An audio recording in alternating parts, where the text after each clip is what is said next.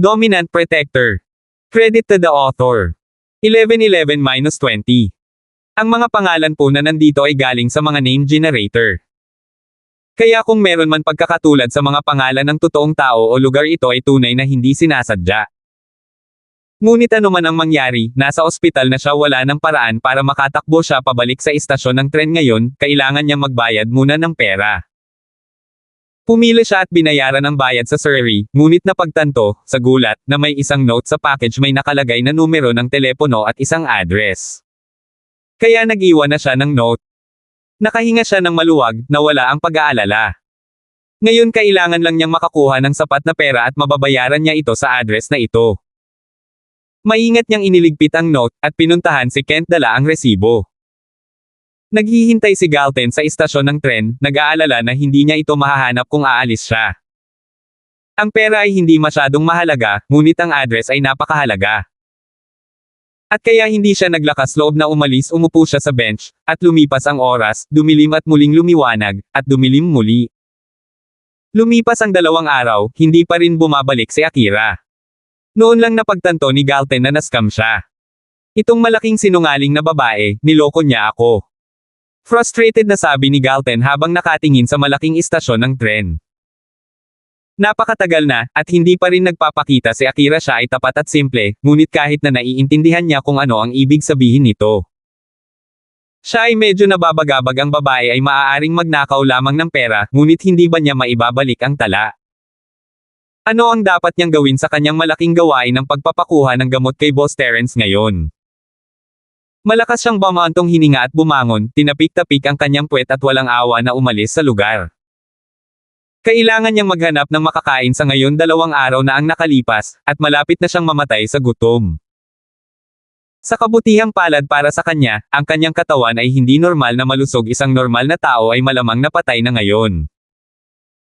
Maya-maya, nakaamoy siya ng masarap na amoy ng manok. Pagangat ng ulo, nakita niya ang malalaking salita, "Burgers and Fried Chicken," sa signboard ng restaurant. Ang ganitong uri ng fast food ay isang bagay na nakita niya noon sa TV, ngunit hindi pa niya ito naranasan. Hindi ito isang bagay na lalabas sa nayon ng Star West, at kaya naramdaman niya na talagang sariwa ito. Pinagsama-sama ang pag-iisip na iyon sa kanyang 2 araw na pag-aayuno, at naglalaway na siya. Mabilis na humakbang si Galton sa restaurant. May babaeng waitress doon at walang ibang tao doon. Madilim ang langit, kaya normal lang na walang tao doon. "Hi! Anong maganda dito?" Medyo gutom na si Galton. Naglalaway na siya nang tingnan niya ang mga piraso ng manok sa pampainit. "Gusto ko ito, at ito, at isa pa nito, at ito. At pagkatapos ay isang burger." "Sige, sandali lang." Tumango si Claire, pagod ang kanyang ekspresyon habang nilalabas niya ang lahat ng pagkain na inorder niya, inilagay ang mga ito sa tray. Noon pa man ay pakiramdam niya ay talagang tuyo ang trabahong ito, ngunit ngayon ay mamimiss niya ito ng husto. 2 araw na lang ang natitira para sa kanya bago siya naging babae ni Fighter Lee. Hindi na siya maaaring magpakita dito. At kaya talagang pinahahalagahan niya ang kanyang mga huling sandali sa trabaho. Hindi na siya magkakaroon ng pagkakataong tulad nito muli. "Sir, magiging $56 na yan," sabi ni Claire habang ipinapasa niya ang tray. "Sige." Medyo nagulat si Galton. Medyo mahal ang pagkain sa lungsod.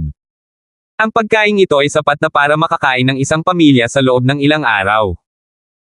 Maglalabas na sana siya ng pera sa damit niya, pero sa kanya lang naalala na niloko pala siya ng babaeng iyon. Parang ang awkward ng mukha niya kung kumain siya ng walang pera. Hindi ba dine and dash yun? Anong mali? Napansin ni Claire ang pagbabago ng kanyang ekspresyon. "Ako. Wala akong pera." Nahihiyang sabi ni Galton, "Ang pera ko. Na-scam ako." "Scam." Napakurap si Claire at tumingin kay Galton ng may kainahinala. Pagtingin sa suot niya, parang honest ang lalaki. Hindi siya yung tipong kakain at dash. Dagdag pa, ang mga fast food joint ay may pay upfront system din, kaya hindi iyon posible. Sa istasyon ng tren, sinabi sa akin ng isang girlie na ang kanyang anak ay may appendicitis, at kailangan niya ng pera para sa operasyon. Ibinigay ko sa kanya ang lahat ng aking 1,900 bagay na ipahiram sa kanya, at sinabi niya na ibabalik niya ito, kaya't naghintay ako sa bench ng istasyon ng tren ng 2 araw. Hindi na siya bumalik. Umalis. Huminto si Claire, hindi ba masyadong honest ang lalaking ito? Naghihintay ng 2 araw para ibalik ng isang estranghero ang pera sa kanya. Naniwala ba talaga siya sa anumang sinabi ng mga tao? Appendictis. Malinaw na scammer ang babae. Ngunit, isang tingin sa damit na suot ni Galton, at alam niyang kakapasok lang niya sa lungsod.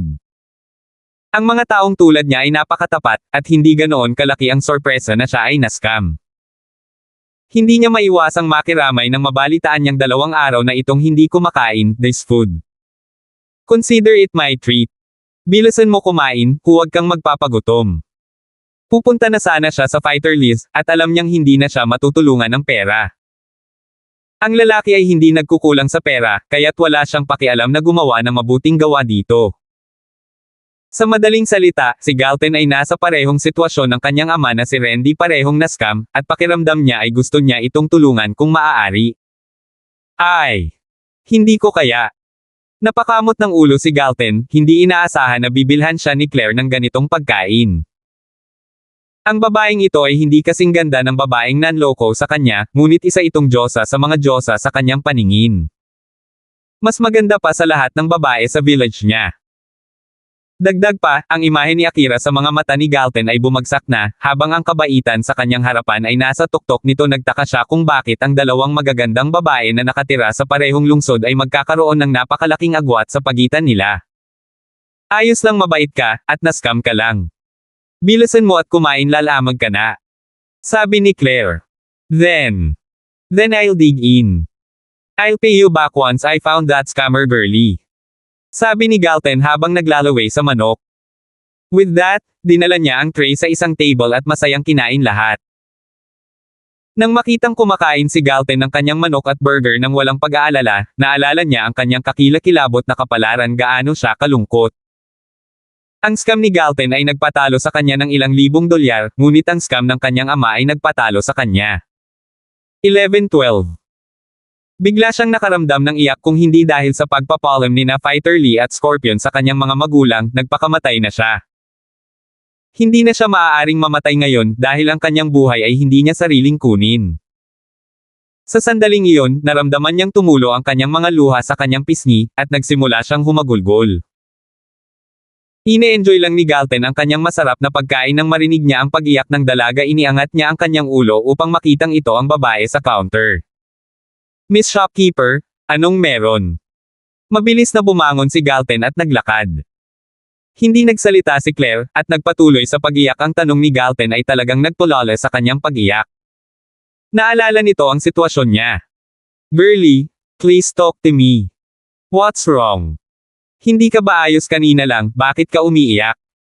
Nagpapanik si Galton, hindi sumasagot ang babae. Hindi kaya ako nagbayad. Huwag kang mag-alala, babayaran kita, pangako. Nasasaktan akong makita kang umiiyak. Wow! Wow! Lalong lumakas ang pag-iyak ni Claire. Iniisip ni Randy ang kanyang anak na babae. Wala na siyang mahabang oras na kasama nito, kaya nagsara siya ng tindahan at pumunta sa tindahan ng burger ng kanyang anak. Pagpasok sa tindahan, natarante siya, umiiyak ang kanyang anak. Lumakad siya ng ilang hakbang. Claire, anong problema? Bakit ka umiiyak? Tatay. Tumalon si Claire sa mga bisig ng kanyang ama, lalo pang umiyak ngayon. Claire, anong problema? Maingat na tanong ni Randy. Ikaw, ako, wala akong pera para ibalik sayo, at sabi mo ibibili mo ako ng pagkain, bakit ka umiiyak? Kung magsisi ka, hindi na ako kakain. Nakaramdam ng kawalan ng magawa si Galton. Napahinto si Randy, nandito ba ang lalaking ito para mag-dine and dash? Pero hindi ba niya sinabi na binibili siya ng kanyang anak na babae ng pagkain? You can go eat your food, this has nothing to do with you. Sabi ni Claire, nag-aalalang baka isipin ng papa niya na si Galton ang nagpaiyak sa kanya. Kung walang kinalaman sa akin, bakit bigla kang umiyak? Ngayon ka lang magaling, bakit biglaan? Hindi alam ni Galton kung saan ito nanggaling. Anak, dahil wala itong kinalaman sa iyo, dapat kang bumalik sa iyong pagkain. Nahulaan na ni Randy ang dahilan kung bakit siya umiiyak. Wala itong kinalaman sa lalaking ito, kaya hiniling niya na bumalik siya. Kinain ko na ang pagkain mo, hindi lang ako makakapag-freeload nito. May mali ba? Sabihin mo, baka matulungan kita. Nahulaan ni Galten na maaaring nagkaroon siya ng problema. Hindi mo ako matutulungan. Walang makakatulong. Sabi ni Claire sa kanya, na parang inaalis ang pagkadismaya, huwag ka na lang magtanong. Anong ibig mong sabihin, hindi kita matutulungan? Naramdaman ni Galten ang pagdagsa ng katapangan na dumarating hindi maganda ang pakiramdam niya kapag tinitingnan ang pag-iyak ni Claire, at siya ang uri ng tao na naaalala ang kanilang pinagmulan. Binilhan niya siya ng pagkain, at ngayong nagkakaproblema siya, hindi na niya ito basta-basta iiwan ng ganoon. Malapit na akong kunin para maging mistress ng isang tao, paano mo ako matutulungan? Walang pagpipilian si Claire kundi ibulalas ito. Ayaw niyang sabihin ito, ngunit patuloy na nagpumilit at nagtatanong si Galten hindi ito isang bagay na gusto niyang ipahayag. Mistress. Kumurap si Galten, may kumukuha sa iyo. Bakit ka nila inaalis? Huwag ka nang magtanong ng maraming tanong, wala itong kinalaman sa iyo, tapusin mo lang ang iyong pagkain at umalis ka. Ayaw isali ni Claire ang isang matapat na lalaki sa kanyang issue. Please tell me what's wrong. Hindi ako naniniwalang may darating na kumuha sa iyo habang nakaupo ako dito. Lumalabas ang tigas ng ulo ni Galten habang nanlalaki ang mga mata. Si Galten ay may magandang damdamin tungkol kay Claire, pagkatapos ng lahat naramdaman niya na siya ay isang mabait na babae, mas mabait kaysa sa babaeng scammer na iyon. Binilhan niya siya ng pagkain, at hindi niya kayang baliwalain siya kapag may problema siya, hindi ganito ang pagpapalaki niya. Sige, kung gusto mong makinig, sasabihin ko sa iyo. Nakita ni Claire na marubdob ang pagpupumilit ni Galten, kaya sumuko siya. Nakaramdam siya ng pagkadismaya sa pagpipigil sa lahat ng bagay sa 2 araw na ito, at nagdudulot ito ng kaginhawaan sa kanya kung naibuhos niya ang lahat. Sa totoo lang, hindi siya naniniwala na may magagawa si Galten kakapasok lang niya sa syudad, ano ang alam niya sa lamig at kalupitan dito. Kaya sinabi niya sa kanya ang tungkol sa kung paano na-scam ang kanyang ama sa isang arena betting event, at tungkol sa utang, at tungkol sa kung paano siya pinipilit ni Fighter Lee na maging kanyang may bahay. Nagalit si Galten habang nakikinig sa kwento. Mapait niyang tiningnan si Randy, ano ba itong Scorpion at Fighter Lee? Isang bastos na bastard, at isa pang artista sa arena. Akala ko magiging makapangyarihan silang mga lalaki, pero ilang maliliit na fries lang sila pero pinapaalis mo pa rin ang anak mo para bayaran ang utang. Anong klaseng ama ka, lalaki ka ba? Ako. Hindi, pero anong magagawa ko? Si Scorpion ay nasa underground world, at ang Fighter Lee na iyon ay malakas na kaya niyang masira ang isang bakal na pinto, ano ang dapat kong gawin? Madali nilang patayin ang buong pamilya natin. Napangiti si Randy ng mapait. At kaya mo tinanggap ang kapalarang ito. Ibinibigay sa kanila ang iyong anak na babae. Si Galten ay medyo asar, anong uri ng ama ito? Ano pa bang magagawa ko? Umiling siya, walang magawa. Anak, hindi mo maintindihan, masyado kang tapat, hindi mo alam kung gaano kalakas ang mga taong iyon. Malakas. Ilang tagalungsod at isang performer, gaano kaya sila kalakas? Sinabi ni Galten, na nakatingin sa kanila, ang mga ganitong uri ng tao ay nambibiktima ng mahihina, kung magmumukha kang malambot ay kukunin ka nila, kung kumilos ka ng matigas ay sasampalin ka nila, kung ako sa iyo, lalaban ako hanggang kamatayan sa kanila. Labanan. Wala naman ako sa level nila, mamamatay ako. Naramdaman ni Randy na ang taong ito ay masyadong hindi makatwiran. Umiling siya. Bakit mo pinag-uusapan ang tatay ko ng ganyan? Kagagaling mo lang sa syudad, paano mo malalaman kung gaano sila kalakas? Napakadali mo, bakit hindi mo sila labanan hanggang kamatayan? Nagagalit si Claire. Ang kanyang ama ay hindi matapang at ito ang kanyang kasalanan, ngunit ang pagtawag ng ganoon ng isang estranghero ay hindi siya komportable para sigurado. Ang kanyang mga salita ay may kahulugan sa kanila, ngunit hindi niya alam kung gaano kakomplikado ang sitwasyon, o kung gaano kalakas ang kalaban. Ibigay mo sa akin ang Fighter Lee na iyon, o kung ano man ang tawag sa kanya, ibigay mo sa akin ang address niya, papatayin ko siya ng isang suntok. 11:13. Mabuti. Nagagalit si Claire, isang suntok. Ano ang sinasabi ng taong ito? Maganda ang impresyon niya kay Galten, sa pag-aakalang tapat siya. Nascam siya, pero at least siya ay isang madamdamin at mabait na tao. Kahit na ikaw ay madamdamin, hindi mo dapat ngunit sa mga bagay na tulad nito kung saan wala kang kontrol, pag-usapan ang mga bagay na hindi makakatulong. At kaya, sa galit, ibinigay ni Claire ang name card ni Fighter Lee kay Galten, ang address ng arena ay nakalagay doon. Iniwan ito ni Fighter Lee sa kanya pagkatapos umalis noong araw na iyon. Natakot lang siya na tumakas si Claire, kaya gusto niyang paalalahanan siya na huwag kalimutan ang kanyang pangako. Kinuha ni Galten ang name card, at walang sabi-sabi, inilagay ang huling chicken drumstick sa kanyang bibig at umalis sa burger shop. Hoy! Saan ka pupunta? Tumalon si Yuan. Yon ang lalaki ay mukhang pupunta talaga siya sa Fighter Lee para lumaban hanggang kamatayan at nagsimula siyang magpanik. Nasabi niya lang ang lahat dahil sa galit, at gusto lang niyang bawiin ang mga sinasabi nito. Hindi niya inaasahan na gagawin niya talaga iyon. Kung ibang tao ang mag-walkout ng ganoon, hindi niya iyon iisipin. Kung tutuusin, maraming tao ang gagawa ng ganoong aksyon at aalis. Sino ang nakakaalam kung mag-aaway sila o uuwi na lang pagkatapos umalis? Ngunit iba si Galten. From what he did earlier, paying somebody else's medical fees, she could see that it is a really kind person. Ayaw niyang pumunta siya at lumaban hanggang kamatayan. Pakiramdam niya ay hindi na siya pinalad kung isasama niya si Galten dito ng walang dahilan. Masasaktan talaga ang kanyang konsensya. Hindi niya gustong makita ito. At kaya tumakbo siya palabas ng pinto. Gusto siyang tawagan muli, ngunit si Galten ay, syempre, wala na. Hindi. Bakit napakainit ng dugo ng taong ito? Claire stopped her foot, pero wala siyang magawa. Claire, dapat natin siyang sundan. Medyo simple lang ang bata, pero mabait siyang tao. Hindi natin siya pwedeng isali dito. Si Randy ay isang duwag, ngunit siya ay maunawain. Ayaw niyang magkagulo si Galten dahil sa isang bagay na idinulot niya. Wala itong kinalaman sa kanya. Okay. Nagpapanik na rin si Claire. Umalis siya sa tindahan ng burger at nilock ito. Hindi pinansin na hindi pa ito nagsasara dahil nagkaroon ng mas malaking emergency.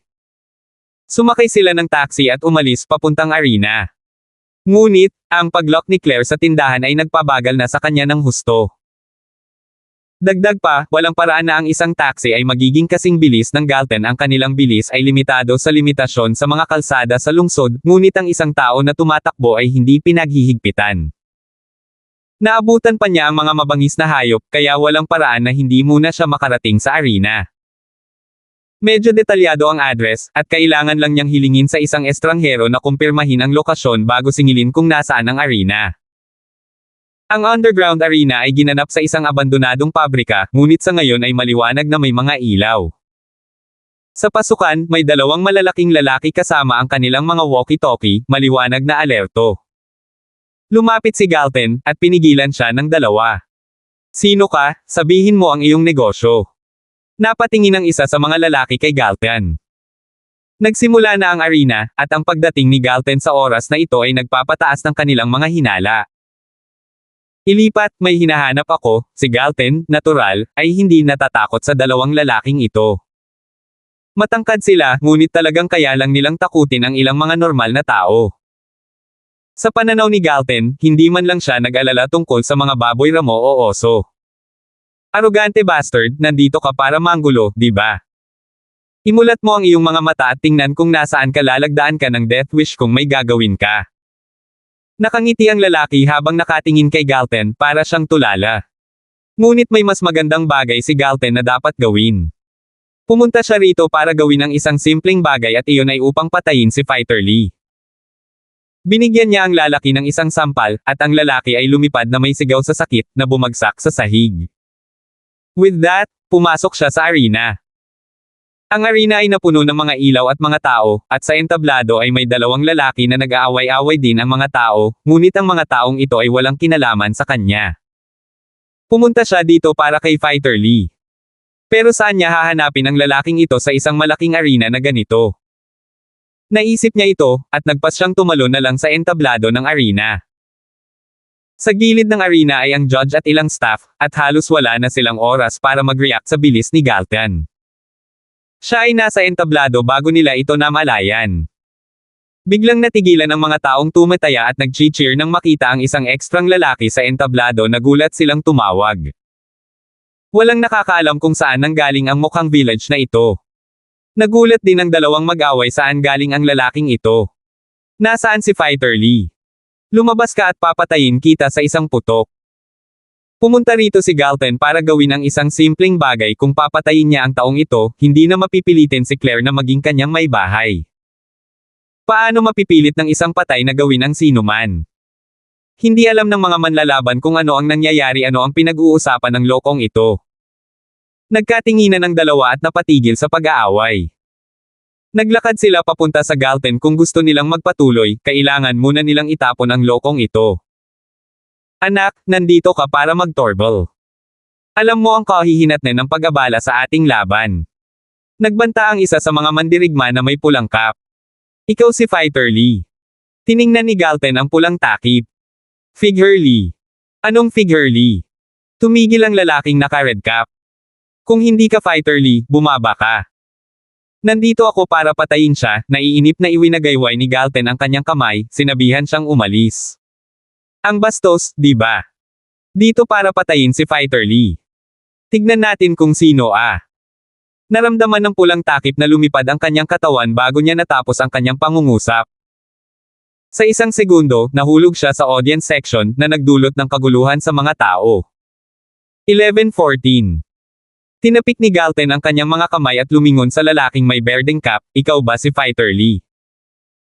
Sumimangot ang berdeng cap. Hindi niya alam kung saan nanggaling ang lalaking ito, pero halatang malakas siya para ihagis ang isang tao sa langit. Umiling siya, hindi umabant. Anak, hinahanap mo ba ako?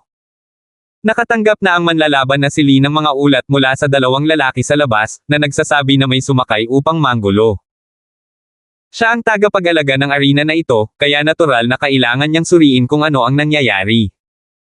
Nagkataon lang na nakita niya ang pulang takip na itinapon sa hangin. Ikaw si Fighter Lee. Itinaas ni Galton ang kanyang ulo, nakatingin sa ikalawang palapag. Naroon si Fighter Lee, nakatayo doon. Ano ang gagawin mo dito, bata? Kung ito ay upang magdulot ng gulo, napunta ka sa maling lugar. Sabihin ang iyong layunin dito, at hahayaan kitang mabuhay. Malamig na ngumiti si Fighter 51, lumalabas ang layuning mamamatay tao. May batang nagsasabi na paulit-ulit niya itong gustong patayin. Siya ay isang maliit na tao sa simula, hindi niya matitiis ito. Nandito ako para patayin ka. Naiinip na sumimangot si Galton, anong ginagawa mo dyan sa taas? Bumaba ka kaagad at papatayin kita. Ha! Talagang natuwa si Fighter Lee sa halip na naasar ngayon ang taong ito ba ay may kapansanan, nagsasabi ng isang bagay na napakatanga. Gusto niyang bumaba siya para mapatay niya. Ang bobong biro. Ngunit sumagot si Fighter Lee, hindi kita kilala, ngunit narito ka para patayin ako. Nagsimula na ring tumawa ang mga manunood. Nakakatuwang panoorin ang mga laban, ngunit ang mga kagiliw-giliw na maliliit na aksidente na tulad nito ay nakakatuwa rin, lalo na kung paano sinabi ni Galton na papatayin niya si Fighter Lee. Ikaw ba ang manlalaban Lee na gustong kunin si Claire? Kumunat ang noo ni Galton, sinisigurado na ito ang tamang lalaki. Hindi niya gustong pumatay ng maling tao. Oh! Nandito ka para manindigan para kay Claire. Buti, matapang ka talaga, umaarte ng todo sa harap nitong Iron Fist fighter na si Lee. Hindi ka aalis ngayon. Si Fighter Lee ay mukhang galit saglit. Hindi niya ito boyfriend o kung anuman, di ba? Ano ang kinalaman nito sa kanya? Ang kanyang hangarin sa pagpatay ay bumukas sa pag-iisip na siya ay pananatilihin niya rito at mamatay. Tama ka, narito ako para iligtas si Claire. Itong si Lolo Galton dito ay gumagamit ng kanyang kamao para masuntok ang mga construction machine, at ginagamit ko ang aking mga paa para palayasin ang mga atomic bomb. Marahil ay matatawag ko ang aking sarili na Iron Fist Galton, ngunit ikaw. Ikaw ay isang piraso ng tae, isang tae. Iron Fist Fighter Lee. Anong biro? Hindi napigilan ni Galton ang pagluwa ng plema, tinutukan ng ikalawang palapag. Masyadong walang katotohanan ang pagyayabang ng lalaking ito. Tumalsik ang plema sa noo ni Fighter Lee. Wayayayaya. Papatayin kita. Pinunasan ni Fighter Lee ang kanyang noo at tumalon mula sa itaas, solidong lumapag sa arena. Bilang isang Mystic Mid-Phase Physical Practitioner, ito ay hindi problema sa lahat. Agad siyang nagpadala ng kamao sa direksyon ni Galton nang makapasok sa ring. Galit na siya, at gusto niya itong patayin sa isang putok. Hindi umiwas si Galten, sinundan lang niya ng kamao ang ibinabato sa kanya ni Fighter Lee. Isang malaking katok na sinundan ng isang malaking boom ang tumunog. Malutong ang tunog, at ang katawan ni Fighter Lee ay tumilapon palabas ng arena, ang isa sa kanyang mga braso ay nakapilipit sa hindi natural na anggulo. Ang klak ay ang tunog ng kanyang braso na pumipihit. Sa hangin ay isang bahid ng dugo, iniluwa ni Fighter Lee, inispray niya ito habang siya ay bumagsak, at malakas na bumagsak sa lupa. May bula siya sa bibig, may halong pulang dugo. Tahimik lang siya, parang wala na siyang pag-asa. Napasinghap ang mga manunood sa gulat, nakita na nila ang kanilang patas na bahagi ng mga patay na tao dito, ngunit may namamatay sa pamamagitan ng suntok sa hangin habang dumuran ng dugo. Iyon ay isang una. Ito ay isang bagay na nakita mo lamang sa TV. And so, nag-cheer ang audience. Siyempre, walang nakakaalam na si Fighter Lee ang taong pumatay kay Red Dragon, ipinapalagay lang nila na siya ay isang mababang antas na manlalaban. Hindi na natili si Galten ngayong naabot na niya ang kanyang layunin. Maaaring sanay ang arena na ito sa mga taong namamatay, ngunit ayaw niyang magpanik ang mga taong ito at tumawag ng mga pulis.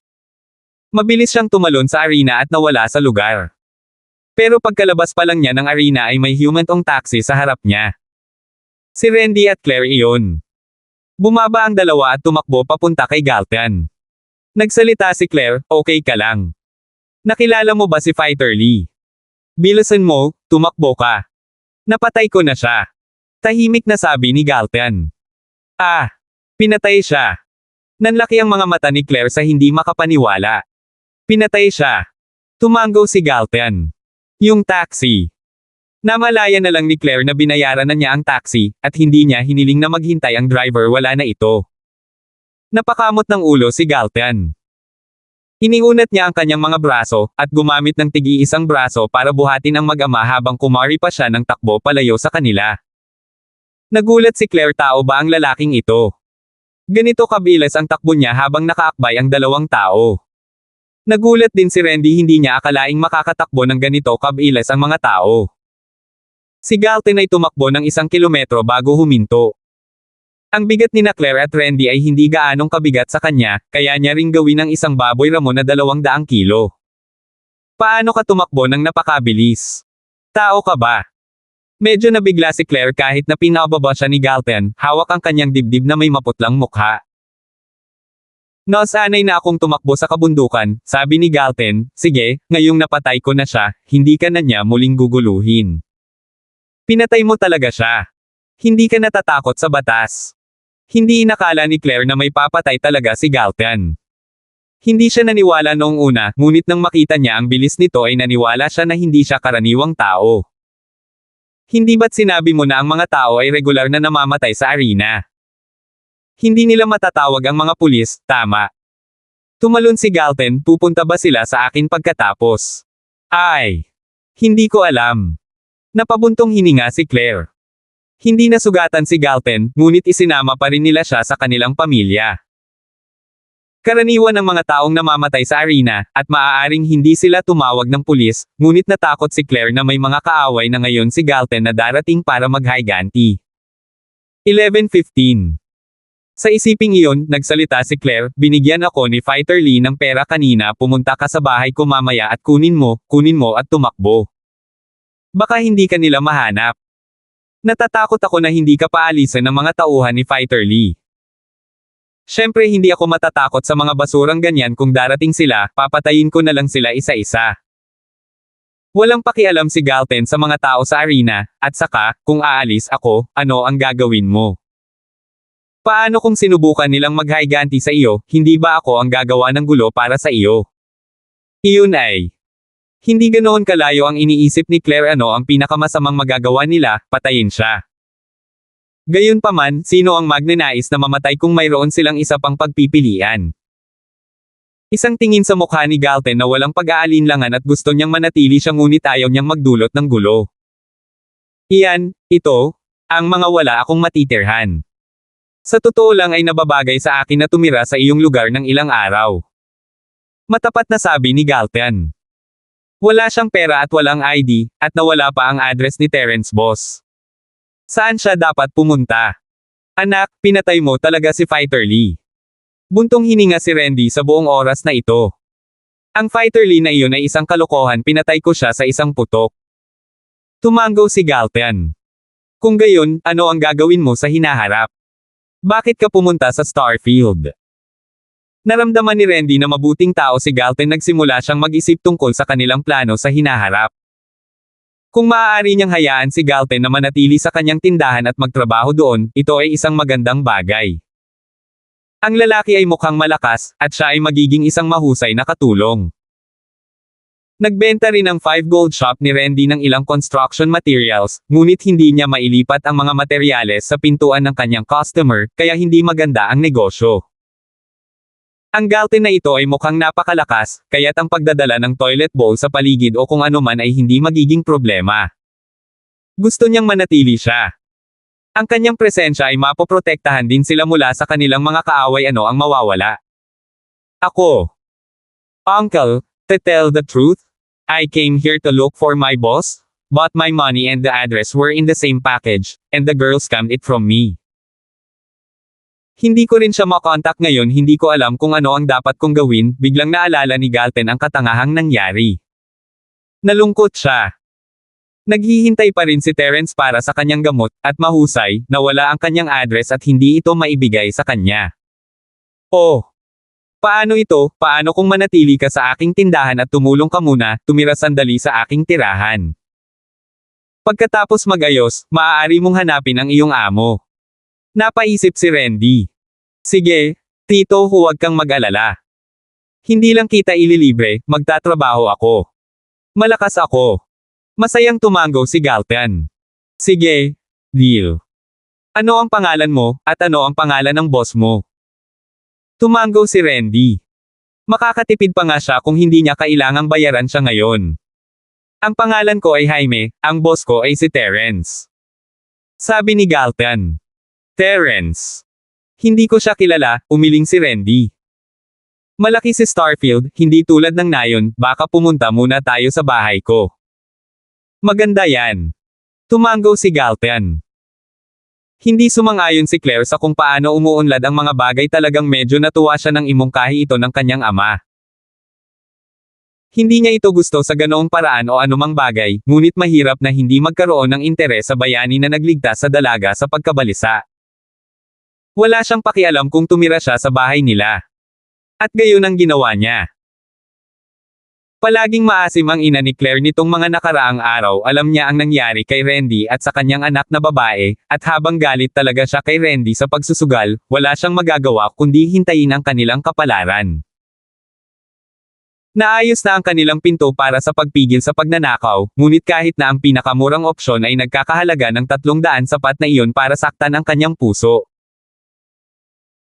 Alam niya na wala na masyadong oras para mapunta si Claire sa bahay, ihahatid na siya ni Fighter Lee, kaya nagbitiw siya sa kanyang kasambahay para manatili sa Claire ng ilang araw. Natapos na siyang magluto at hinintay na makauwi sina Claire at Randy, ngunit wala na sila saan man. Kalahating oras na ang lumipas sa normal na oras ng off-shift, at hindi niya maiwasang tawagan si Claire. Mom, ano po yun? Ang boses ni Claire ay napaka-relax, nakaramdam siya ng sobrang stress nitong mga 2 araw, ngunit ang pagkamatay ni Fighter Lee ay nalinaw ang lahat. Kamangha-mangha ang pakiramdam ng kalayaan. Claire, nasaan ka? Bakit hindi ka pa umuuwi? Nakahinga ng maluwag si Miss Yorks nang marinig niya ang boses ng kanyang anak. Akala niya ay kinuha na siya ni Fighter Lee. Uuwi na kami ni Mama, Papa, may bisita ngayon. Sasabihin ko sa iyo ang magandang balita pagbalik ko. Sabi ni Claire habang nakatingin kay Galten. Oh, magandang balita. Napakurap si Miss York. Kung titingnan ang sitwasyon nila, wala talagang maituturing na magandang balita. Nagbago kaya ang sitwasyon ni Fighter Lee? Mabilis niyang tinanong ang tanong, Claire, may pagbabago ba kay Fighter Lee? Nasa subway ako ngayon, hindi masyadong makapag-usap. Sabihin sa iyo mamaya, hindi tanga si Claire, marami ang mga taong namamatay sa arena, ngunit hindi niya maaaring pag-usapan iyon sa publiko. Ang arena, sa kabilang banda, ay nasa napakalaking estado ng takot. Hindi inaasahan ni Scorpion na ang maladyos na fighter na si Lee ay mapapa-one shot lang ng ilang lolo Galten. Hindi ba ito masyadong hindi makatotohanan? Mabilis niyang kinuha ang mga tauhan upang kaladkarin ang bangkay ni Fighter Lee pababa at hinayaan ang mga manlalaban bago magpatuloy sa kanilang laban, upang hindi maputol ang mga taya. Mabilis siyang tumakbo sa opisina ng arena matapos ayusin ang mga paunang bagay. Nakita rin ni Jerwin ang nangyari mula sa mga kamera. Ang pagkamatay ni Fighter Lee ay talagang hindi niya inaasahan, lalo na sa kung paano siya namatay. Hindi ba siya isang mystic mid-face peak, isang physical practitioner?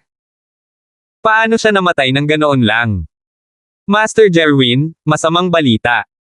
Kamamatay lang ng manlalaban na si Lee. Natisod si Scorpion sa opisina. Alam ko, nakita ko ang lahat. Kumunat ang noo ni Jerwin. Pinapanood niya ang lahat mula sa mga kamera mula nang pumasok si Galten. Hindi niya akalain na magiging ganoon kalakas siya. 11:16. Si Jerwin ay isang matalinong tao. Nakita niyang pinatay ni Galten ang kanyang tao at umalis sa arena, ngunit wala siyang nakuhang sinuman na pumihil sa kanya. Si Fighter Lee ay isang mystic mid-face peak physical practitioner, at kahit na wala siyang magawa sa taong Galten na ito. Sino pa kaya sa arena na ito? Ang pagpigil sa kanya ay mangangahulugan ng kamatayan. Master Jerwin, ano ang gagawin natin ngayon? Nagpanik si Scorpion. Kapag namatay si Fighter Lee, hindi na protektado ang arena. Maliit na bagay iyan. Ano ang mahalaga sa paraan kung paano natin ito dapat ipaliwanag? Hanggat maayos nila ito, padadalhan nila tayo ng bagong manlalaban sa lalong madaling panahon. Hindi naman nalungkot si Jerwin. So be it if he died, they weren't really in good terms in the first place. Ang problema ay mahirap ipaliwanag ito sa mga Firewolves. Master Jerwin, napakadaling ipaliwanag ito. Naisip na ito ni Scorpion. Totoo na kung gusto ng mga Firewolves na patuloy silang kumita ng pera, magpapadala sila ng isa pang fighter. Ang problema ay kung paano nila ipaparating ang balita. Ngunit may ideya si Scorpion. Oh, sabihin mo sa akin. Mabilis na sabi ni Jerwin. Master Jerwin, magsasabi lang kami ng totoo. Kasalanan lahat ng Fighter 51, dinala niya ito sa sarili niya. Nagkaroon siya ng interes sa babae ng isang common house, ngunit hindi niya inaasahan na ang babae ay may isang lalaking ganoon kalakas na umalalay sa kanya. Pumunta siya rito para maghiganti at pinatay siya ng isang beses. Sabi ni Scorpion, Master Jerwin, kailangan mo pa siyang itulak pababa. Kapag iniulat mo ito sa itaas, dapat mong sabihin na si Fighter Lee ay hindi nakinig sa iyong payo. Kailangan mong magreklamo sa kanila na sinabi mo sa kanya na huwag mangagaw ng isang karaniwang babae. At ngayon ay kasalanan niya kung bakit siya napatay. Hindi masama, Scorpion. Matalino. Tumango si Jerwin. Sige, tatawag ako sa telepono. Hey! Salamat, Master Jerwin. Ngumisi si Scorpion. Salamat lahat sa pagtuturo mo. Oo, bumaba ka muna. Iwinagayway ni Jerwin ang kanyang kamay. Sinabihan si Scorpion na umalis muna. Hindi niya hinayaang makinig ang sinuman sa kanyang mga pag-uusap sa mga Firewolves, pati na rin sa kanyang ama. Tinawag niya ang kanyang ama, si Miguel Ann, nang umalis si Scorpion. Hello.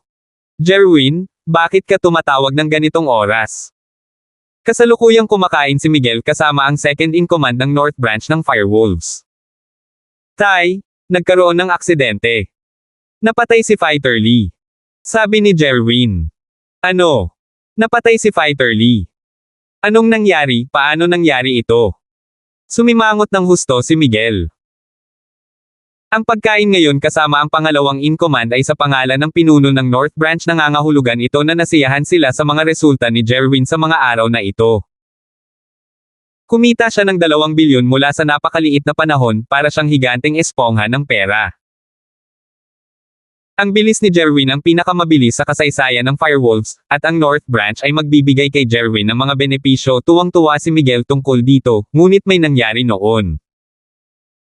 Narinig ng second in command ang mga salita ni Miguel. Ang kanyang mukha ay naging madilim. Miguel, anong problema?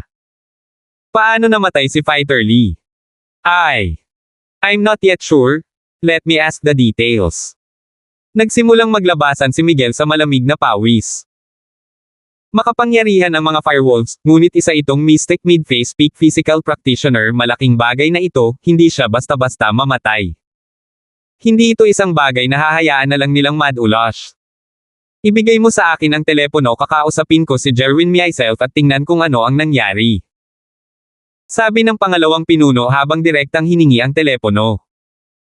Ang lakas ng fighter Lee na ito ay napakahalaga sa North Branch Firewolves, hindi siya basta-basta mamatay ng ganoon.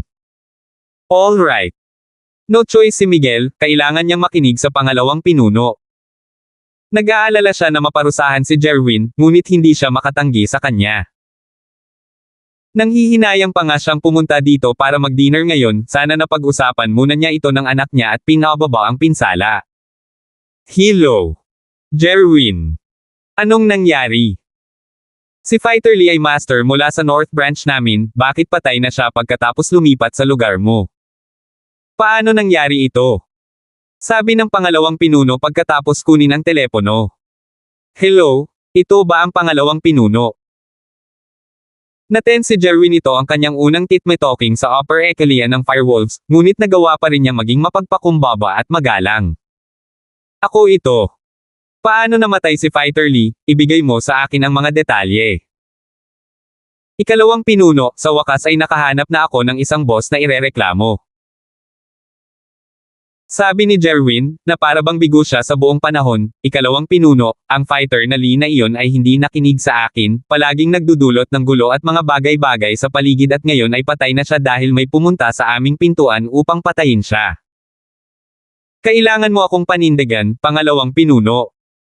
Ang buong bagay na ito ay gumugulo sa negosyo ng arena. Oh!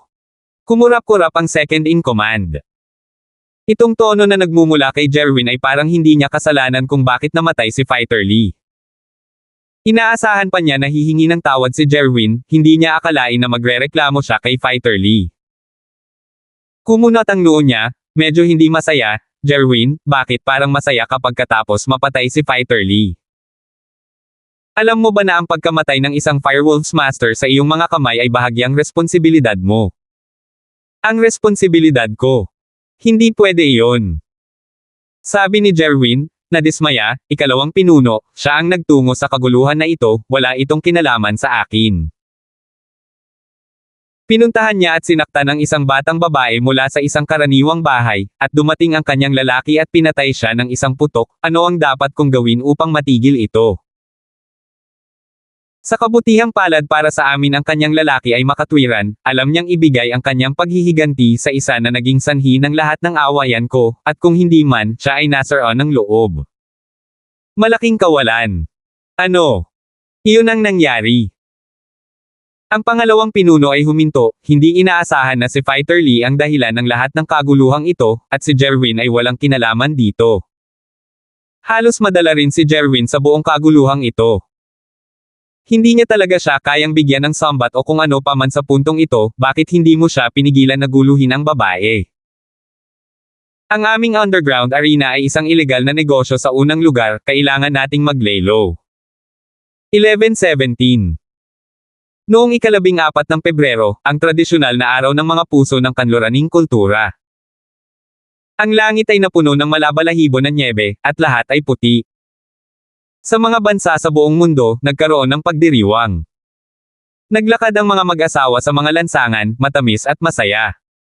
Ngunit sa isang lugar, sa ilang hangganan ng isang maliit na bansa sa Europa, ang panahon ay nasa ibaba na sa 38 Celsius. Ang lugar na ito ay isang pagbubukod. Walang selebrasyon dito. Ito ay tahimik at nababalutan ng nyebe, na may hangin ng panganib. Naghukay si Terence ng 2 bola ng putik mula sa apoy sa kanyang harapan at inihagis ito sa batang babae sa tabi niya, kumain ka na. Ang mud ball ay tumatagos pa sa init ng lumabas ito, ngunit mabilis itong lumamig. Mahusay na pinunit ng batang babae ang putik sa loob ay isang maya, na niluto. Ang putik ay dumaikit na sa mga balahibo na nahugot kasama nila, at ang karne ay may magandang primordial na amoy dito. Masayang inilagay ng batang babae ang ibon sa bibig ni Terence, buksan mo. Hindi nagugutom, nakasimangot si Terence, tinatanggihan ang mabuting kalooban ng babae. Tumayo siya at mahinang nagsalita, "Maghintay ka rito, kukuha pa ako ng mga sanga. Hindi ito sapat para sa sunog sa magdamag. Huwag kang umalis, natatakot ako." Tawag ng dalaga para pigilan siya. Hindi sumagot si Terence. Tumalikod siya at umalis sa kuweba.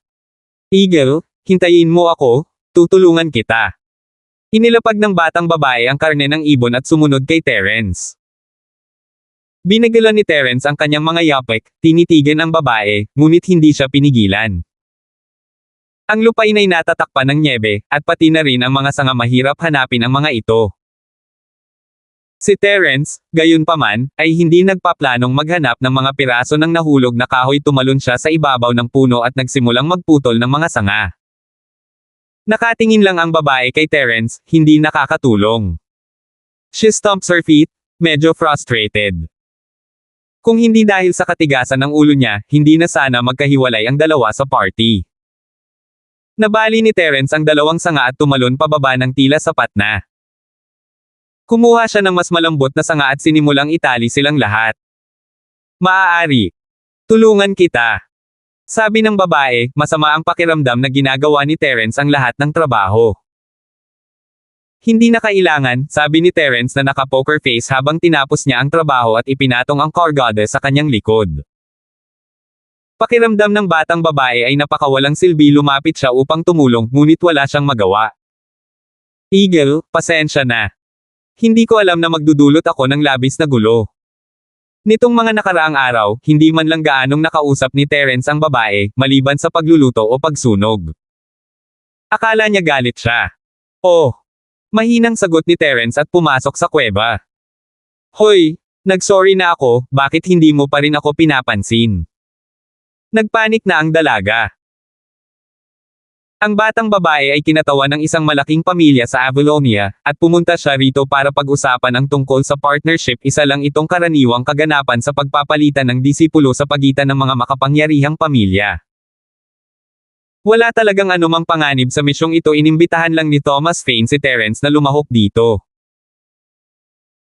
Hindi ito isang opisyal na misyon, ngunit dahil sa lakas ng pamilyang sumusuporta sa babaeng ito, natural na inimbitahan ni Thomas ang isang outsider operative tulad ni Terence para sa misyon. Sinong mag-aakala na pagkatapos ng mga talakayan may mangyayaring ganito kalaki kapag pinuntahan lang nila ang tanawin? Nakita nila ang isang pares ng mga bata na nakasuot ng masungit na damit, na tila sila ay mga refugee. Pagkatapos ay hiniling ng babae sa mga taong kasama nila na bigyan sila ng ilang damit at pagkain, at habang hindi sumang-ayon si Terence, tinawag lang siya ng batang babae na walang puso. Gusto niyang sabihin iyon, ngunit itinago niya iyon sa kanyang sarili. Isa lang siyang protection unit, at ang iba ay pawang mga lalaki ng dalaga. Nakinig sila sa kanya. Lahat sila ay abala sa paghalik sa kanyang puwet. Sino ang makikinig sa isang tagalabas na tulad ni Terence? Kaya't binuksan nila ang lahat ng kanilang luggage pack, binuklat ang lahat para kumuha ng pagkain at damit, nag-aalala na hindi matutuwa ang dalaga. Sumimangot si Terence, ngunit nanatiling tikom ang kanyang bibig. Hindi dapat ipakita ng isang tao ang kanilang kayamanan sa bukas. Ito ay isang pangunahing prinsipyo. Ang mga humahalik sa asno ay pawang mga tulala. Kinuha ng mga bata ang pagkain at damit at masayang umalis. Ngunit pagkaraan ng ilang sandali, isang aksidente ang nangyari. Isang malaking puwersa na may firepower ang lumubog. Ang mga bata na kumuha ng kabaitan ng babae ay hindi nagpapasalamat. Sinabi nila sa kanilang mga magulang kung nasaan sila, at isang malaking pagnanakaw ang naganap. May mga practitioner din sa kanilang grupo, ngunit sa harap ng napakaraming baril, tila mas mahina sila. Ang layunin ng kalaban ay alisin ang lahat sa grupo. At, nang walang gaanong kakayahang lumaban sa ilalim ng napakaraming lakas ng putok, kinailangan nilang sumuko. Pagkatapos ng lahat ng mga master sa kanyang grupo ay hindi sapat na malakas upang humawak ng mga bala. Ngunit walang pakialam si Terence kung nabuhay man o namatay ang mga taong ito. Wala siyang dahilan para protektahan ang mga bagay sa bagahe. Sa madaling salita, dumating siya bilang pag-iingat, isang just in case na ipinadala ni Thomas.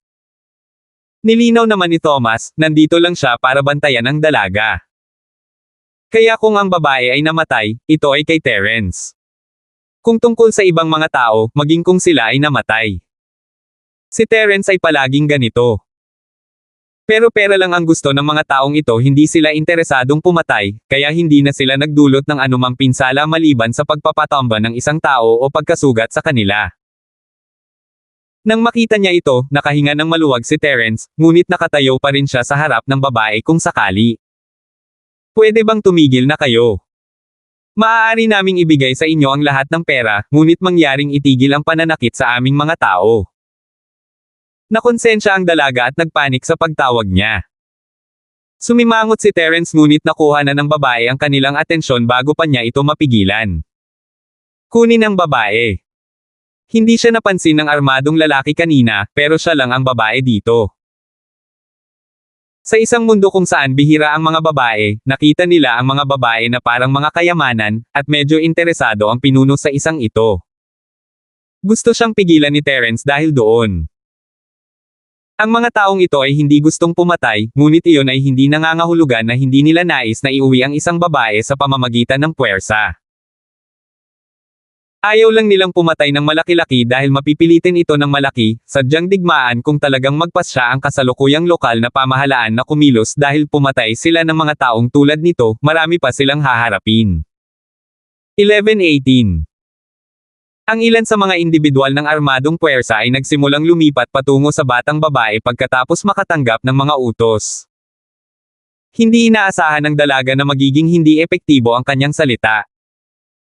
Hindi niya nalutas ang problema at dinala niya ang kanyang sarili ng mas maraming problema sa halip, siya ay nasa kawalan. Kayong mga tao. Anong gusto nyo? Ibinigay ko na sa inyo ang lahat ng kayamanan ko. Bakit hindi nyo na lang ako pakawalin? Hindi akalain ng dalaga na ang mga armadong tulisan na ito ay magiging hindi makatao. Binibini, gusto ng aming pinuno ang nakikita niya sa iyo. Kung alam mo kung ano ang makabubuti sa iyo, pagkatapos ay susuko ka na sa paglaban at babalik ka sa amin. Kung hindi, mas masahol pa ang magiging katapusan mo mamaya. Ang isang malaking tao na may submachine gun ay nanunuya habang siya ay sumagot pabalik. Tumakbo. Hinawakan ni Terence ang kamay ng batang babae at nagsimulang tumakbo. Marami sa mga armadong puwersang ito ay mga maagang mandirigma ng Golden Class ng Estado, hindi sila nagdulot ng problema kay Terence. Gayunpaman, hindi siya mananalo sa pamamagitan lamang ng pakikipaglaban. Makatakas lang muna siya kasama ang dalaga. Nabigla ang dalaga sa ginawa ni Terence. Natigilan siya kay Terence, ngunit hindi ito masyadong pinapansin ni Terence. Binuhat niya ang dalaga at mabilis na tumakbo sa kabilang direksyon. Para sa mga taong kasama ng batang babae, walang pakialam si Terence sa kanilang kaligtasan. Ang kanyang tungkulin ay protektahan ang marka, ang batang babae. Hanggat ligtas siya, maaari pa rin siyang magbigay ng paliwanag kay Thomas. Kung ayaw mong mamatay, bitawan mo ang dalaga. Sumigaw ng babala ang lalaking may dalang submachine gun, nagalit siya na tatakas talaga si Terence kasama ang dalaga. Maaabala ba si Terence sa kanya? Ito ang mahalagang oras para makatakas sila. Kapag mas maaga silang nakatakas, mas kaunting panganib ang kanilang mararanasan. Kung patuloy kang tatakbo, magpapaputok ako. Sinimulan itong itutok ng galit na submachine gunner kay Terence. Natural, si Terence ay magpapatuloy sa pagtakbo. Maya-maya, narinig na niya ang mabilis na putok ng baril mula sa likuran niya. Dadada. Hindi man lang nag-abalang lumingon si Terence para tingnan. Sa kanya, ang jade pendant ay nagbigay ng mahinang babala, kaya nagsimula siyang umiwas sa mga paparating na bala mula sa likuran. Hindi akalain ng dalaga na talagang magsisimulang bumaril ang sandatahang lakas. Ito ay isang submachine gun din. Akala niya ay gumagamit lamang sila ng mga baril para pigilan ang pagkilos, ngunit ginagamit talaga nila ang mga baril. Bitawan mo ako, ayokong maging deadweight. Natural na alam ng dalaga ang pagkakakilanlan ni Terence. Alam niyang isa itong bodyguard na nakatalaga sa kanya.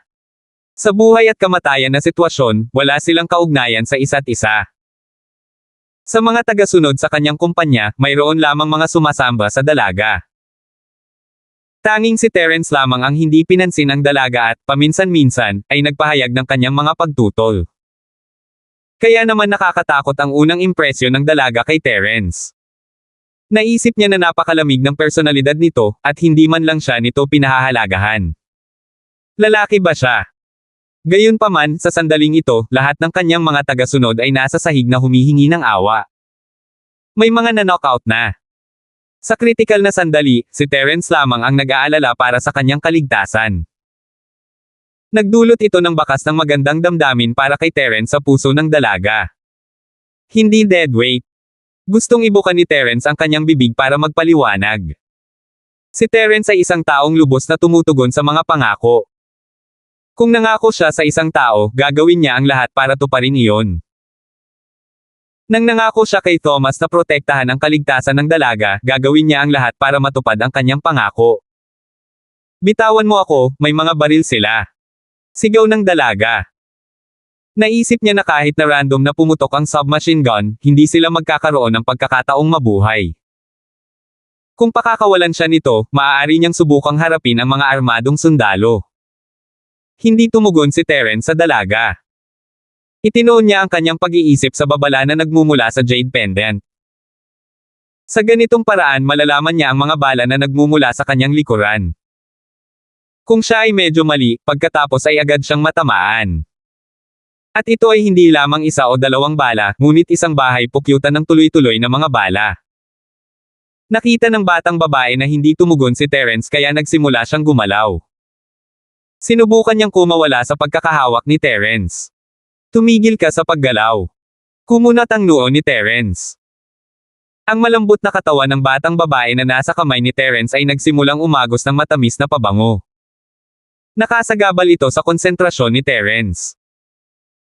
Bilang isang binata, ang kanyang dugo ay pumping at sa mga batang babae wiggled sa paligid, ito ay naging sanhi ng kanyang puso upang tumibok ng hindi regular. Buti na lang, malakas ang kontrol ni Terence sa sarili. Wala siyang naisip na perwisyo sa dalaga.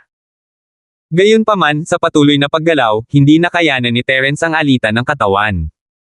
Bitawan mo ako. Nagpatuloy ang dalaga. Kung ayaw mong mamatay, huwag kang gumalaw. Malamig na sagot ni Terence. Bitawan mo ako, hindi ako gagalaw, sagot ng dalaga. Bang! Sa sandaling mawala ng focus si Terence, binaril siya sa kanyang binti. Ang ganitong uri ng pinsala ay hindi nakakapinsala kay Terence, ngunit ang sakit ay nakakainis. Sa mga kakayahan ni Terence ngayon, katumbas siya ng early phase na golden class. Sa patuloy na pag-alog ng dalaga, nagalit si Terence habang hinahampas niya ang kanyang puwitan bilang aral. Ayaw niyang mapahamak ang babae, ngunit sa walang kapantay na lakas ni Terence, marami pang strike ang maaaring pumatay sa babae. Ah! Sigaw ng dalaga. Hindi niya akalain na sasampalin siya ni Terence, kahit sa puwitan. Nakaramdam ng mali ang dalaga. Sa loob ng kanyang bahay, siya ay tinatrito na parang isang prinsesa. Paano siya magdusa sa paggamot na ito? Hinampis siya ng isang lalaki sa puwitan. Dahil sa hiya at galit, nagpatuloy siya sa paglabas, bitawan mo ako ngayon, kung hindi mo ako pakakawalan, isusumbong kita. Ikaw na maalay na buwiter. Ang bibig ay nasa iyo, maaari mong sabihin ang anumang gusto mo, mahinahong sagot ni Terence. Si Terence ay hindi itinuturing na kumpanya ni Thomas. Kaya hindi siya limitado sa kanyang mga patakaran. Kung paano siya gustong isumbong ng batang babae, walang pakialam si Terence. Nang makitang hindi epektibo ang kanyang mga banta laban kay Terence, hinayaan na lang niya ito. Ngumisi siya habang mahigpit siyang niyakap ni Terence habang tumatakbo ito. Ang paghabi at pag-iwas ni Terence ay hindi mas mabilis kaysa sa bilis ng mga bala. Gayunpaman, maraming armadong puwersa ang sumara sa kanila kaya hindi natuloy ang putok ng baril. Hindi nagtagal at naalis na ni Terence ang mga humahabol. Hindi naman mabagal si Terence, ngunit nahabol pa rin ang sandatahang lakas. Ito ay dahil mayroon silang kotse. Natakot si Terence na tumawag sila ng backup para habulin sila. Sa lupang may nyebe, mag-iiwan si Terence ng mga bakas ng paa. Kahit gaano kalayo si Terence tumakbo, mahahanap nila siya. Pagkatapos ng kaunting pagtakbo, huminto si Terence. Pinapalis mo na ako ngayon. Tanong ng dalaga nang tumigil si Terence sa paggalaw. Hindi sumagot si Terence. Mas hinigpitin niya ang pagkakahawak sa dalaga habang tumatalo nito at dumapo sa sanga ng puno. Hindi na siya nag-abalang magpatuloy sa pagtakbo sa snow. Gusto niyang maglakbay sa pamamagitan ng pagtalon mula sa puno hanggang sa puno. Sa pamamagitan lamang ng paggawa nito, makakapagbigay ba ito ng sapat na takip upang pigilan ang mga sandatahang lakas sa paghabol sa kanya? Pinili din ni Terence na tumalon sa puno dahil nasa unahan lang nila ang isang bangin. Sa paraang ito ay maaaring lumikha si Terence ng peking conclusion na tumalon sila sa kanilang kamatayan upang makatakas. Sapat na para linlangin ang sandatahang lakas. Hindi inakala ng batang babae na si Terence ay tumalon sa isang puno. Nagulat siya, ikaw. Anong ginagawa mo? Patuloy na hindi pinansin ni Terence ang dalaga, sinuri niya ang mga sanga ng puno para sa angkop na mga landing spot. 11:19. Matapos lumikha ng higit na distansya, si Terence ay nanirahan sa isang matayog na puno na may maraming paglago sa kagubatan. Alam ni Terence na maaaring masubaybayan ng sandatahang lakas ang kanyang dugo, kaya kailangan niyang gamutin ang sugat na iyon sa kanyang binti. Ang antas ng pinsala sa sugat ng baril ay hindi problema para kay Terence, ngunit nasa loob pa rin ang bala. Matapos tumalon ng mahabang panahon, ang sugat ay mas matindi kaysa sa una. Inilagay ni Terence ang batang babae sa gilid ng puno ng kahoy. Ang puno ay napakatibay at may sapat na espasyo sa puno upang gawin itong ligtas. Kahit na hindi marunong martial arts ang dalaga, hindi siya madaling mahuhulog. Hindi umimik ang dalaga, hindi niya akalain na tutulungan talaga siya ni Terence na makatakas sa panganib. Siya ay lubos na nagpapasalamat kay Terence sa kanyang puso, tila iba talaga siya sa kanyang mga tagasunod. Naisip noon ng dalaga na kung mananatili siya, maaari siyang makipag-ayos sa sandatahang lakas para sa isang paraan upang mabuhay, ngunit kung sila ay patuloy na tumakbo ay tiyak na sila ay papatayin. Ngunit sa hitsura nito, ang kanyang mga takot ay hindi nangyari. Nakahinga siya ng maluwag. Taos puso niyang sinabi, "Salamat." Si Terence ay walang pakialam sa pasasalamat ng batang babae. Maganda ang dalaga, ngunit sa kanyang paningin, siya ang amo. Gaano man kaakit-akit ang employer, ito ay walang kabuluhan. Si Terence ay hindi magkakaroon ng anumang damdamin para sa kanya at hindi rin niya babaguhin ang kanyang mga halaga. Tumayo si Terence at sinimulang habarin ang kanyang pantalon. Labis ang pasasalamat ng dalaga kay Terence, ngunit nang makita niyang hinubad nito ang kanyang pantalon ay nagulat siya, "Ikaw? Anong ginagawa mo?" Hindi inisip ng dalaga na nakatakas siya sa panganib para lamang mapunta sa mas malaking panganib. Hindi kaya naisip niya na dahil nailigtas niya ito, kaya niyang dalhin ang sarili sa kanya. Namutla ang mukha ng dalaga. Akala niya ay mabuting tao ito, ngunit parang hindi totoo. Patuloy na hinubad ni Terence ang kanyang pantalon at hindi pinansin ang babae. "Ikaw. Huwag kang ganyan. Kung magpapatuloy ka, tatalon ako sa puno." Nakaramdam ng pagkaapurahan ang dalaga. Nagawa niyang makatakas mula sa mga bibig ng mga lobo, nahulog lamang sa bibig ng leon. "Napakaswerte. Nasugatan ang binti ko, hindi mo ba nakikita? Kailangan ko itong gamutin." Itinuro ni Terence ang kanyang pinsala. Naiinis siya sa palagiang pagtatanong. Oh! Hindi alam ng batang babae kung paano magre-react sa mga sinabi ni Terence. Napatingin siya sa lugar na tinuro niya. Doon niya napansin ang pinsala ni Terence sa kanyang pantalon, na basang-basa sa dugo. Nagsimulang magpanik ang dalaga, "Natamon ka.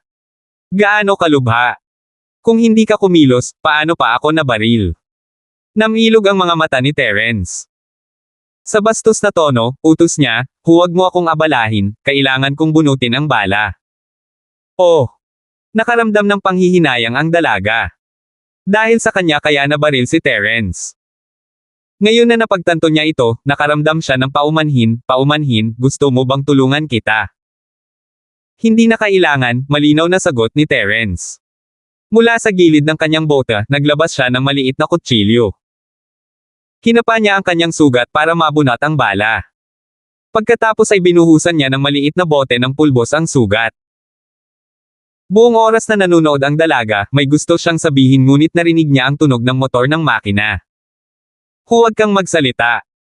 Ikinaway ni Terence ang kanyang mga kamay, "Naabutan nila tayo." Tumango ang dalaga.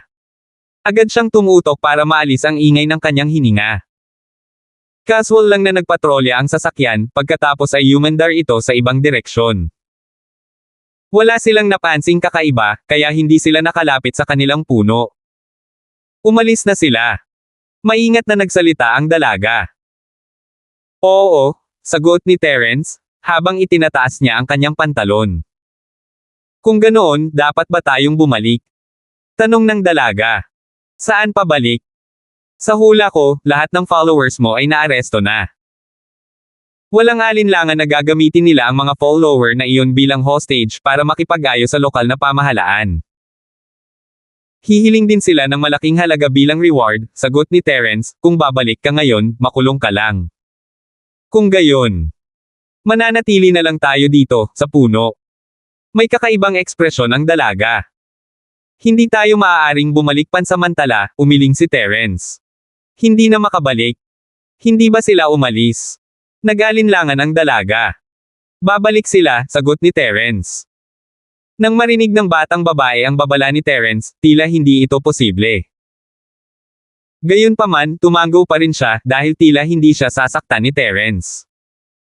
As expected, after 10 minutes, may bumalik na jeep. Matapos magpatrolya saglit, pumarada ito sa malapit na puno. Nanlaki ang mata ng dalaga. Tama ang hula ni Terence, bumalik ang mga taong ito para patayin siya. Kung siya ay mag-isa, siya ay tumalon mula sa kaligtasan ng puno at naglakad-lakad. Pagkatapos, siya ay natuklasan kaagad. Tumakas saan? Tumalon kaya sila sa bangin? Isang boses ang umalangaw-ngaw mula sa jeep, tila ito ay ipinadala mula sa sandatahang lakas. Hindi maganda ang ekspresyon niya habang patuloy na nagsusuri sa lugar, magpatuloy sa paghahanap. Tingnan kung nakita mo ang magandang babae. Leader, hinala ko na tumalon sila sa bangin. Walang bakas ng paa kahit saan. Maingat na nagsalita ang submachine gunner. Inutusan kitang maghanap, kaya ipagpatuloy mo ang paghahanap. Ayaw tanggapin iyon ng pinuno ng sandatahang lakas, kung patay na sila, gusto kong makita ang bangkay. Ibalik mo sa akin ang babaeng iyon. Kapag tapos na akong manggulo sa kanya, makukuha mo na siya. Oo. Biglang natuwa ang submachine gunner sa insentibo, titingin ako sa ilalim ng bangin. Namutla ang mukha ng dalaga. Napahiya siya. Hindi niya akalain na magiging ganito kabulgar ang mga taong ito. Kung hindi lang si Terence sa tabi niya, nasira na sana ang pagiging inosente niya. Hindi nagkamali si Terence. Ang pagsisikap na makipag-ayos sa mga nakabaluti na terorista ay hindi posible. Sa kanilang mga mata, walang puwang para sa negosasyon. Nakahinga ng maluwag ang dalaga. Ang mga followers niya na sa tingin niya ay loyal sa kanya, puro askissers lang pala. Sa pinaka-critical na sandali, iniwan nila siya. Maaari na tayong umalis, pinanood ni Terence ang jeep na papaalis. Nawala ang babala mula sa kanyang jade pendant. Nangangahulugan ito na mayroon silang maikling window ng pagkakataon na umalis sa lugar. Okay. Masunaring sumunod ang dalaga. Hindi bumaba si Terence sa puno, sa halip ay nagpatuloy sila sa pagtalon mula sa puno hanggang sa puno. Ang lugar na ito ay pinapatrolya pa rin ng sandatahang lakas, kaya mahirap matiyak na hindi sila babalik para sa mas malapit na inspeksyon. Upang maiwasan ang gulo, kinailangan ni Terence na kumilos ng mabilis. Nagsisimula ng maghilom ang sugat sa kanyang binti habang tumatalon siya sa pagitan ng mga sanga ng puno. Dahil siya ay isang maagang yugto ng Golden Class Master, hindi ito isang mahirap na gawain. Pinuntahan ni Terence ang batang babae, paumanhin tungkol dito, kailangan kitang buhatin muli. 11:20. Ay! Namula ang dalaga. Hindi pa siya gaanong naging matalik sa ibang kasarian noon, alam niya na kung gusto niyang mabuhay, kailangan niyang manatili kay Terence, tumalon mula sa puno hanggang sa puno. Gayunpaman, ang madalas sa yakap ni Terence ay medyo nakakahiya. Naisip niya na ang paraan ng pagdala nito sa kanya ay magdudulot ng abala, kaya iminungkahi niya na sa halip ay buhatin siya nito sa likod. Oh! Gumagana, si Terence ay isang taong kayang tumawa sa harap ng panganib, natawa siya sa mungkahi. Makakatawa ka pa. Akala ko hindi ka marunong tumawa. Para kang pinanganak na cold-hearted. Hindi akalain ng dalaga na magiging maayos ang kanilang relasyon. Dahil si Terence ay hindi isang ass kisser, anuman ang imungkahi ng batang babae, siya ay tumutol dito. Pakiramdam niya ay narito lamang siya para sa mga negosasyon sa negosyo at itinuring ang lahat bilang tae. Kaya naman naramdaman ng dalaga na si Terence ay hindi isang maunawang tao. Sa isang malupit na ugali at masungit na mukha, naramdaman niyang hindi siya masyadong flexible. Ngayon na naramdaman ng batang babae na naiintindihan niya si Terence. Ginawa niya ito para sa kanyang kapakanan.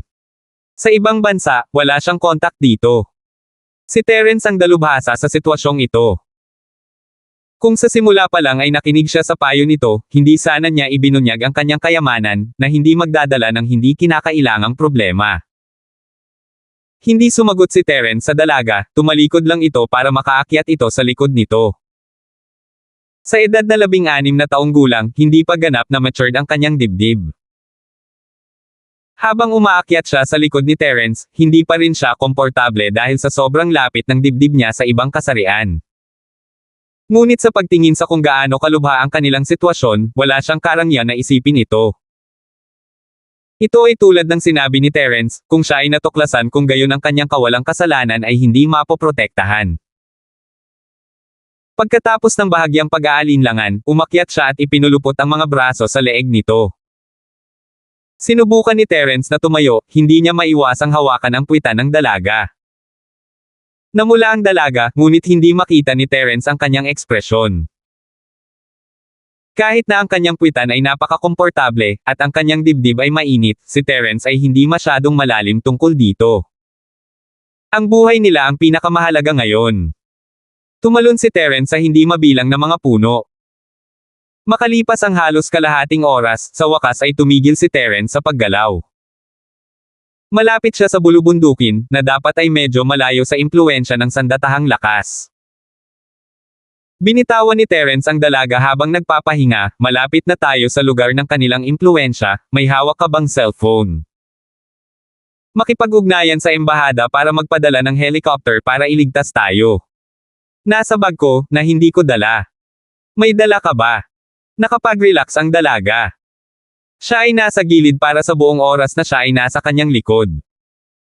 Kumunat ang noo ni Terence, inilabas niya ang sarili niyang phone, walang signal ang phone ko. Ang satellite phone mo lang ang may reception para tumawag. Mayroon lamang domestic phone si Terence, na maaaring gumamit ng lokal na network para tumawag. Gayunpaman, malapit sila sa gilid ng mga bundok at kagubatan, na malayo sa pagtanggap ng network. Isang satellite phone lang ang may network reach. Gayunpaman, hindi ito dinala ng batang babae sa kanya. Oh! Nagulat ang dalaga. She had an apologetic look. I didn't know. Masyadong mabigat para sa akin ang satellite phone na iyon. I thought that any general use phone will work. I put it in the luggage. Sorry. Umiling si Terence, kung kailangan niyang manghula, ito ang unang pagkakataon ng dalaga na maglakbay sa labas ng bansa. She was quite inexperienced kaya hindi na siya nagsalita pa. Malaki ang satellite phone, kaya hindi niya naisip na magiging kapaki-pakinabang ito. Mabigat din iyon kaya nahirapan siyang maglakbay. Ang aking telepono ay may mga kakayahan sa GPS, sa sandaling hintayin namin ang aming mga kaibigan na malaman na may mali pagkatapos ay maaari silang magpadala ng tulong, hindi masyadong nag-aalala si Terence. Binuksan niya ang GPS at ito ay passive positioning, kaya naging mahirap para kay Terence na aktibong ipadala ang kanyang kasalukuyang mga coordinate. Salamat! Nag-alinlangan ang batang babae, taos puso niyang inutang si Terence ng lahat ng kanyang pasasalamat. Hindi na kailangan iyon, mahinahong sagot ni Terence, mukhang may kuweba sa unahan, magpahinga na tayo doon at maghahanap ako ng makakain. Teka! Ano pangalan mo? Nag-ipon ng lakas ng loob ang dalaga para magtanong. Eagle, akala ko alam mo. Sagot ni Terence. I mean, real name. Paliwanag ng dalaga. 01, sagot ni Terence. 01. Ano iyon? Tanong ng dalaga. Codename, sagot ni Terence. Kung ayaw mong sabihin sa akin, okay. Nagpaut ang batang babae, ako si Carla. Oh. Tumango si Terence. Lumingon siya para maghanap ng makakain. Pinakamabuting gumawa siya ng paghahanda. Mahirap sabihin kung kailan maaaring dumating ang pagliligtas, kung hindi sila naghanda para sa pinakamasama, kung gayon maaari silang mamatay doon. Ang kuweba ay napakababaw, nakaupo mula sa loob ay masasabi nila kung ano ang sitwasyon sa labas. Nakakunot noong nakaupo ang dalaga sa loob ng kuweba. Pinagmasdan niya ang pagkawala ni Terence sa kanyang paningin. Nang wala na siya, nalulungkot at nanlumo ang dalaga. Ito ang kauna-unahang pagkakataon na siya ay naging sobrang intimate at palihim sa ibang lalaki, gayunpaman, hindi ganoon ang nararamdaman niya. Siya ay ganap na kalmado. Hindi kaya siya yung tipong mapaghiganti. Noon nangyari ito. Sinusundan ni Carla si Terence, sinusubukang mag-alok ng tulong sa kanya. Gayunpaman, masyadong mabilis ang paggalaw ni Terence. Mabilis siyang natapos, inipon ang lahat ng panggatong na kailangan niya at pabalik na sa kuweba. Nakasunod lang si Carla sa kanyang likuran, hindi nakakatulong. Bumalik silang dalawa sa kuweba, umupo sila sa paligid ng apoy. Pinaikit ni Terence ang kanyang mga mata at ginamit ang kanyang Art of Dragon Mastery upang tipunin ang esensya ng natural na aura sa kanilang paligid. Ito ay isang lugar kung saan ang kakanyahan ay mas siksik kaysa sa lungsod. Hindi gustong sayangin ni Terence ang magandang pagkakataong ito para magsanay. Kukunin lang niya ito bilang isang komplementaryong panalo. Pinanood ni Carla si Terence na nakaupo sa isang meditative state, siya ay nanas at na-curious. Si Carla ay napakahiwalay, wala siyang gaanong pakikipag-ugnayan sa ibang mga tagalabas. Nakipag-ugnayan nga siya sa iba pang mayayamang anak na lalaki ngunit ang mga humahabol na iyon ay lahat ay nakikipag-ugnayan sa kanya para sa kanilang sariling layunin, sinusubukan nilang umapela sa kanya. Wala sa kanila ang kumikilos tulad ni Terence.